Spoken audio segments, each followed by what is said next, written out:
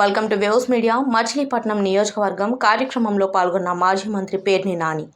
చంద్రబాబు నాయకత్వంలో రాష్ట్రంలో సైకో పాలన కొనసాగుతోంది. జగన్ పల్నాడు పర్యటనలో జరిగిన ప్రమాద ఘటనలో తప్పుడు కేసులు బనాయించారు. సాధారణంగా ప్రమాదం జరిగితే డ్రైవర్పై కేసు నమోదు చేస్తారు. కానీ సింగయ్య మృతి ఘటనలో అందరినీ ముద్దాయిల్లాగా చేసి కేసులు పెట్టారు.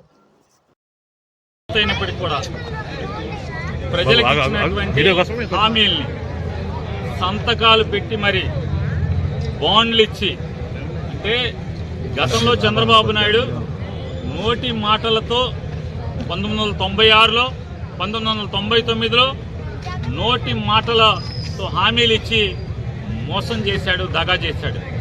2014లో కాగితం మీద సంతకం పెట్టి మరి హామీ పత్రం ఇచ్చి దగా చేశాడు.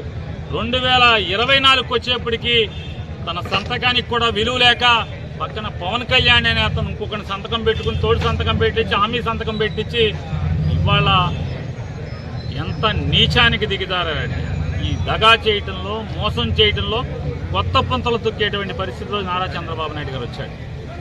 ఇవాళ ఏ పథకం ఇవ్వకుండానే అన్ని ఇచ్చేశానని చెప్తున్నాడు. సంవత్సరానికి కేవలం 30% మందికో 40% మందికో గ్యాస్ బండ్లు ఒక బండి ఇచ్చి అందరికీ ఇచ్చేశానని చెప్తున్నాడు. ఆ బండ్ల డబ్బులు ఎవడికి పడినాయో ఎవడికి పడలేదో కూడా ఎవడికి ఆ బ్రహ్మదేవుడికి కూడా తెలియని పరిస్థితి. ఇవాళ సంవత్సరం తర్వాత అమ్మఒడి వేసేసాం అని చెప్పని ఇవ్వాల్సింది 12,000 కోట్లు అయితే 83 లక్షల మంది పిల్లలకి అమ్మఒడి డబ్బులు ఇవ్వాల్సిన పరిస్థితి అయితే ఆ డబ్బులు ఒక సంవత్సరం ఎగ్గొట్టి రెండో సంవత్సరంలో 8,000 కోట్లు మాత్రం తీర్మానం చేసి కనీసం ఇవాళకి 2,000 కోట్లు కూడా ప్రజలకి ఈయన పరిస్థితి.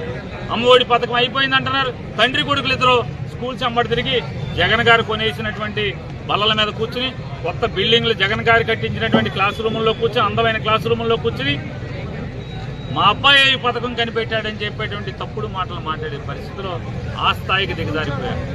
ఇవాళ అమ్మఒడి పథకం అనేది ఊరికే పథకాన్ని అంటే జనం తిరగబడి వీళ్ళని గ్రామాల్లో తిరగనివ్వని పరిస్థితి, రోడ్డు ఎక్కనివ్వని పరిస్థితి వచ్చేస్తుందని చెప్పని అమ్మఒడి వేసామని చెప్పనే పేరుతో కేవలం మనుషులకి 2,000 కొంతమందికి, 3,000 కొంతమందికి, 5,000 కొంతమందికి, 6,000 కొంతమందికి ఈ రకంగా సరాసరి చూస్తే ఈ రోజుకి